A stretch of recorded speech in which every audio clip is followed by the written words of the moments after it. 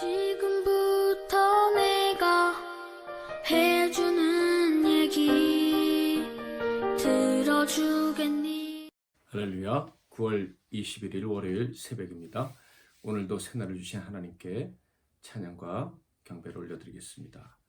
오직 예수뿐이네 찬양하겠습니다. 은혜 아니면 살아갈 수가 없네. 호흡마저도 다 주의 것이니 세상 평안과 위로 내게 없어도 예수 오직 예수뿐이네. 그 신 계획 다 볼 수도 없고 작은 고난에 지쳐도 주께 묶인 나의 모든 삶 버티고 견디게 하시네. 은혜 아니면 살아갈 수가 없네. 나의 모든 것 다 주의 것이니 참된 평안과 위로 내게 주신 주 예수 오직 예수뿐이네. 아멘. 오늘 하나님께서 주시는 은혜의 말씀은 구약성경 창세기 48장 8절부터 22절 말씀이 되겠습니다. 창세기 48장 8절부터 22절 말씀, 제가 17절부터 19절까지만 봉독해 드리겠습니다.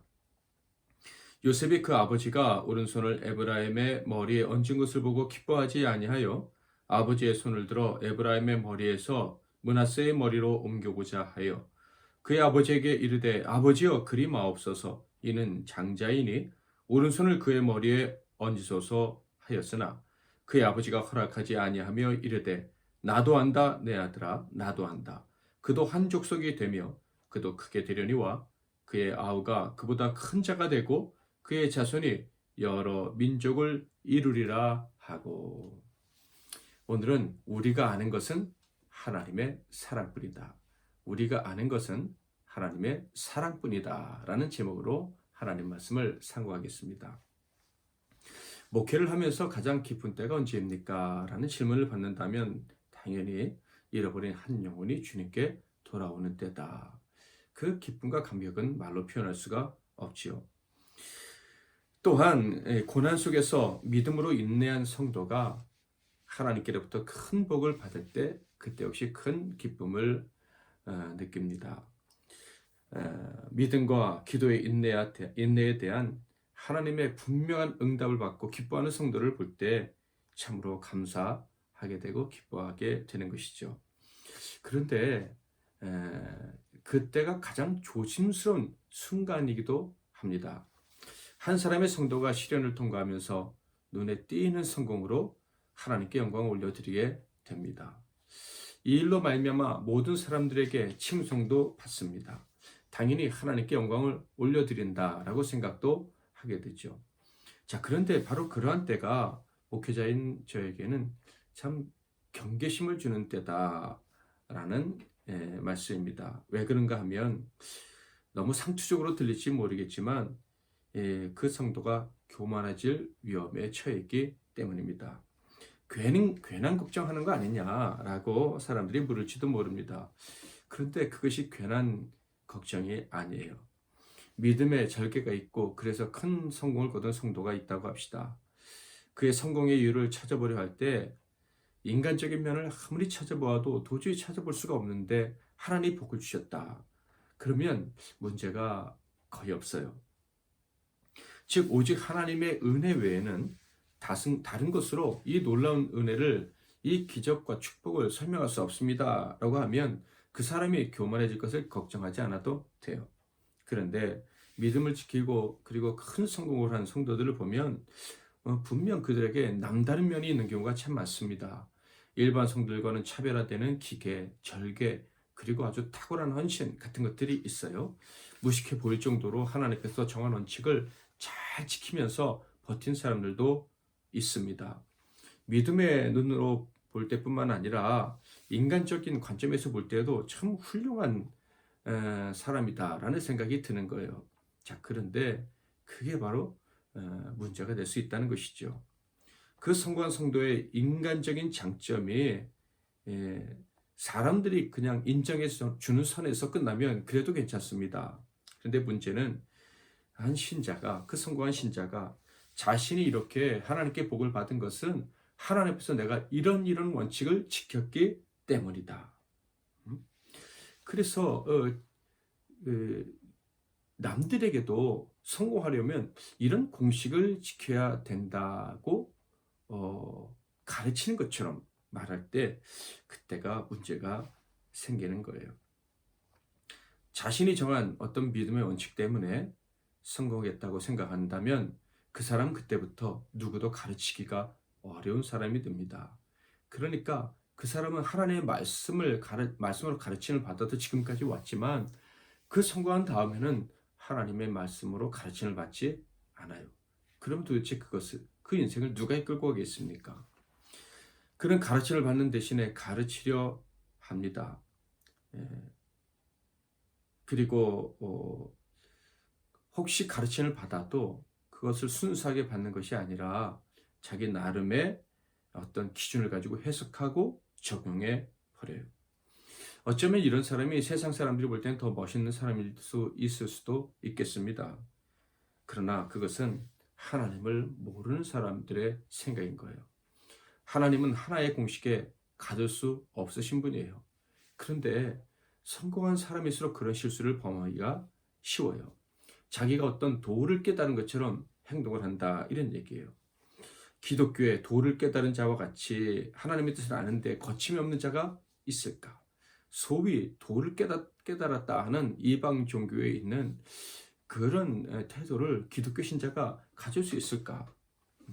여러분, 우리가 하나님에 대해서 안다라고 말할 때 그것은 하나님의 사랑을 아는 거예요. 하나님의 지혜에 대해서 내가 통달한다라는 말은 절대로 할 수가 없어요. 하나님은 사람이 아니시지 않습니까? 하나님입니다. 그러므로 그분의 지혜를 온전히 알 수가 없어요. 에베소 3장 18절 19절을 볼까요? 능히 모든 성도와 함께 지식에 넘치는 그리스도의 사랑을 알고 그 너비와 길이와 높이와 깊이가 어떠함을 깨달아 하나님의 모든 충만하신 것으로 너희에게 충만하게 하시기를 구하노라. 사도 바울은 이 하나님의 너비, 깊이, 높이, 길이를 깨닫기를 바란다, 이렇게 얘기를 하고 있어요. 그런데 하나님의 무엇에 대한 높이와 길이와 너비와 깊이입니까? 바로 하나님의 사랑, 그리스도의 사랑에 대한 넓이와 깊이와 높이와 길인 거예요. 십자가에서 분명하게 보여주신 사랑도 사실 우리는 다 알기 어렵습니다. 그래서 그 사랑을 알기 위해서 우리는 최선을 다하는 거예요. 그 사랑도 제대로 우리가 알고 깨닫지 못하는데 어떻게 그 크신 하나님의 경륜을, 그 지식을, 하나님의 계획과 그 성취하시는 방식을 어떻게 우리가 다 알 수가 있겠습니까? 내가 경험한 공식 하나 가지고 어떻게 모든 상황에 그것을 다 끼워 맞출 수 있겠습니까? 불가능한 거예요. 그런데 내가 조금 깨달은 그 원리를 모든 상황에 다 적용시키려고 하는 용기, 그것은 도대체 어디서 나온 것인지 알 수가 없어요. 성공이라는 것이 그를 속인 것입니다. 하나님이 우리에게, 성도들에게 복을 주시기 원하지만은 우리는 그 복을 받을 때 더 겸손해야 돼요. 그 복을 가지고 하나의 원리를 내가 깨달았다, 이렇게 함부로 말하면 안 된다.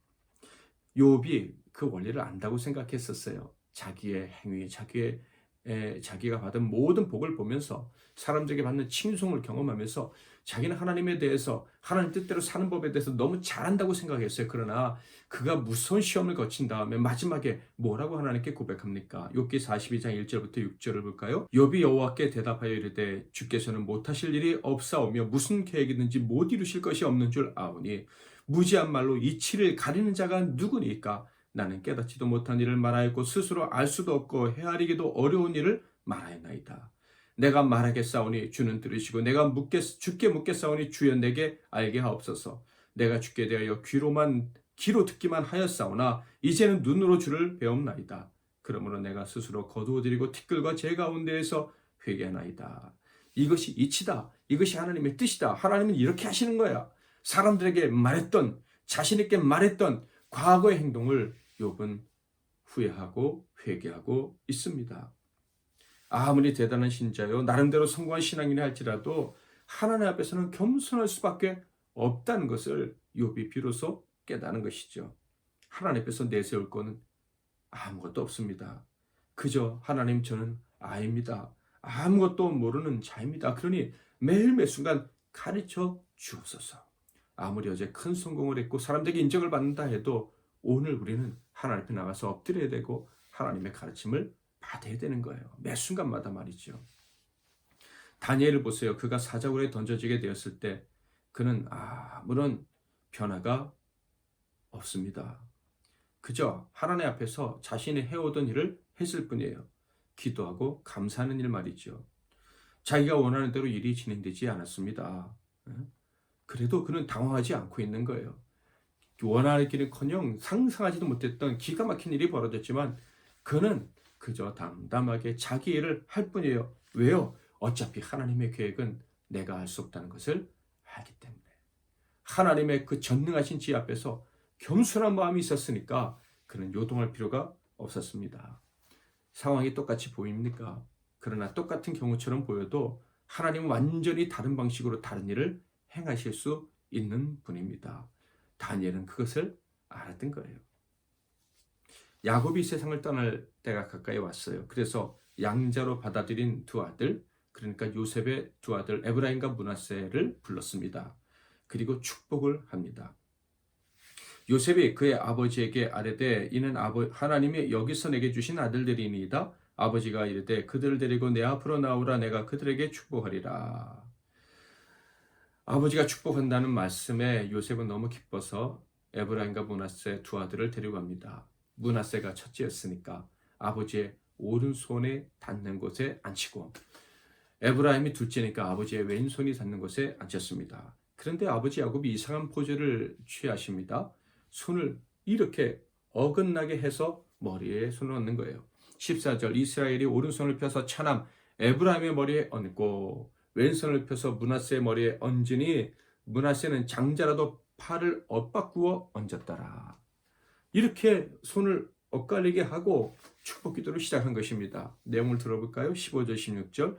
그가 요셉을 위하여 축복하여 이르되 내 주부 아브라함과 아버지 이삭이 섬기던 하나님, 나의 출생으로부터 지금까지 나를 기르신 하나님, 나를 모든 환난에서 건지신 여호와의 사자께서 이 아이들에게 복을 주시오며 이들로 내 이름과 내 조상 아브라함과 이삭의 이름으로 칭하게 하시오며 이들이 세상에서 번식되게 하시기를 원하나이다. 이 축복 기도의 내용은 요셉의 마음에 큰 감동을 주었을 거예요. 요셉의 두 아들이 하나님의 언약에서 벗어나서 버려지지 않고 아브라함의 후손으로 정정당당히 인정받고 복을 받아 누리게 될 것이다. 자손 두 대대로 복을 받아 누리게 될 것이다. 라는 축복 기도니 얼마나 마음에 큰 기쁨과 감동이 있었겠습니까? 그런데 그 축복의 순간에도 요셉의 마음에 걸리는 것이 있었어요. 아버지께서 하시는 그 일이 약간 그의 마음을 언짢게 했던 것 같습니다. 17절 18절. 요셉이 그 아버지가 오른손을 에브라임의 머리에 얹는 것을 보고 기뻐하지 아니하여 아버지의 손을 들어 에브라임의 머리에서 므낫세의 머리로 옮기고자 하여 그의 아버지에게 이르되 아버지여 그리 마옵소서. 이는 장자이니 오른손을 그의 머리에 얹으소서 하였으나. 아버지가 이 손을 엇바꿔서 얹고 기도하신 게 마음에 들지 않았다. 그래서 요셉의 마음에 입에서 터져나오리라고는 상상하지도 못했던 그 말이 나왔어요. 아버지여 그리 마옵소서. 이것은 히브리어 문장으로는 완전한 문장이 아니에요. 이런 뜻이 안 돼요. 그렇게 아버지는 뭐 이런 의미죠. 그러니까 이것은 요셉이 너무 당황해서 비명을 질렸다. 뭐 이렇게 볼 수도 있습니다. 왜 그랬을까요? 그것은 자기의 생각과 아버지의 뜻, 곧 하나님의 뜻이 다를 수 있다는 것을 미처 깨닫지 못했기 때문입니다. 자기가 생각하고 있었던 게 있었는데 그것과 다른 일이 벌어지니까 그 당황해서 비명을 지른 거예요. 그러자 아버지가 이렇게 말씀하십니다. 19절. 그의 아버지가 허락하지 아니하며 이르되 나도 안다 내 아들아 나도 안다. 그도 한 족속이 되며 그도 크게 되려니와 그의 아우가 그보다 큰 자가 되고 그의 자손이 여러 민족을 이루리라 하고. 무엇을 안다고 말씀하신 것일까요? 첫째로는 내가 이 상황을 알고 통제하고 있다, 이런 말씀이 있겠죠. 비록 내가 눈이 어둡고 늙어서 기력이 쇠해졌지만 노망이 들어서 실수하고 있는 것 아니니까 걱정하지 마라, 이런 말씀이에요. 또한 요셉이 당황할 수밖에 없다라는 사실도 안다라는 거예요. 요셉아, 하나님의 생각은 우리의 생각과 많이 다르단다. 그러므로 네가 당황하는 것은 당연해. 그렇지만 걱정하지 마라. 내가 아버지가 실수하고 있는 게 아니야 라고 얘기를 하고 있는 거예요. 그러면서 야곱은 요셉으로 하여금 하나님의 뜻을 더 깊이 이야기를 원했습니다. 내 생각과 달라도 하나님의 뜻은 온전히 성취된다, 이것을 깨닫기를 바라셨다 하는 거예요. 20절부터 22절을 볼까요? 그날에 그들에게 축복하여 이르되 이스라엘이 너로 말미암아 축복하기를 하나님이 내게 에브라임 같고 므낫세 같게 하시리라 하며 에브라임을 므낫세보다 앞세웠더라. 이스라엘이 요셉에게 이르되 또 이르되 나는 죽으나 하나님이 너희와 함께 계시사 너희를 인도하여 너희 조상의 땅으로 돌아가게 하시려니와 내가 내게 내 형제보다 세겜 땅을 더 주었나니 이는 내가 내 칼과 활로 아모리 족속의 손에서 빼앗은 것이니라. 하나님이 원래 약속하셨던 것 다 이루실 것이다, 실수가 없으실 것이다 라는 말씀을 아버지가 하신 것이죠. 야곱이 두 아들에게 이렇게 축복하기 시작할 때 특별히 무엇이라고 했는지 한번 돌아가서 생각해 볼까요? 야곱이 축복기도 시작하면서 이렇게 말했습니다. 출생부터 지금까지 나를 기르신 하나님, 이렇게 말했죠. 여러분, 부모가 자식을 키울 때 공식처럼 그렇게 잘 이행될 수 있으리라 생각을 하십니까? 매일 새로운 변수가 등장하는 법이에요. 그리고 첫째와 둘째 때가 또 다른 거예요. 학교에서 선생님이 학생들을 가르칠 때도 마찬가지죠. 선생님들은 교육학을 다 배우고 아이들의 심리도 배웁니다. 그러나 막상 아이들을 가르치면 아이들마다 다 틀리다는 것, 한 아이를 통해 세워진 어떤 공식을 가지고 다른 아이를 대할 수 없다는 것을 선생님들은 잘 압니다. 그래서 모든 아이에는 각각의 관심을 줘야 되고 각각의 사랑을 줘야 되고 각각의 교육 방식이 필요하다. 사랑이 많은 선생님은 다 아는 거예요. 인간 모두가 소중하다는 것을 그때 깨닫게 되는 거죠. 인간은 로봇가 아닙니다. 여러분, 우리가 하나님의 뜻을 공식화할 수 없는 이유가 여러 가지가 있는데 그 중에 하나가 무엇입니까? 하나님의 지혜는 인간의 지혜가 따라갈 수 없는 무한하신 지혜이기 때문에 그렇습니다. 그런데 또 다른 중요한 이유가 있어요. 그것은 우리 인간 모두가 하나님께 너무나도 소중한 존재이기 때문에 하나님은 각각의 사람에게 각자에게 맞춘 사랑을 주십니다. 그러니 우리가 하나님의 사랑을 알 수 있어도 하나님이 우리 각 사람에게 필요한 대로 새롭게 만들어서 행하시는 그 공식은 다 알 수가 없는 거예요. 그러므로 겸손한 신자는 자신이 경험한 것을 남에게 주장하지 않습니다. 모든 사람에게 필요한 대로 필요한 방식으로 은혜를 주시는 하나님을 그저 겸손히 찬양할 뿐이죠. 사랑하는 성도 여러분, 옆에 있는 성도가 내 계획대로 내 생각대로 움직이지 않습니까? 이렇게 해야 되는데 이렇게 해야 진짜 같은데 그렇게 행동하지 않는다고 생각이 드십니까? 그런데 여러분, 혹시 그렇다 할지라도 그분이 하나님께 사랑을 받는 사람이라고 생각이 된다면 그 사람을 존귀 여기시기를 바랍니다. 그리고 함부로 충고하지 마세요. 기분 나빠하지 말고 충고라고 생각하지 말고 들으세요. 이런 말, 그 말이 더 기분 나빠요. 하나님이 그분에게 필요한 충고를 해주실 줄 믿고 먼저 기도하며 격려하는 마음 가지시기를 바랍니다. 겸손한 마음으로 그를 향한 하나님의 뜻을 구하는 가운데 그를 위해 기도하고 그를 존중히 여기는 게 내가 100번의 충고를 하는 것보다 훨씬 더 중요하다는 것을 오늘부터 잊지 마시기를 축복합니다. 그 사람을 향한 하나님의 뜻을 안다고 말하지도 마시고요. 그 사람이 이렇게 해야 하나님이 응답해 주실 것이라고 함부로 그렇게 얘기하지 마시기 바랍니다.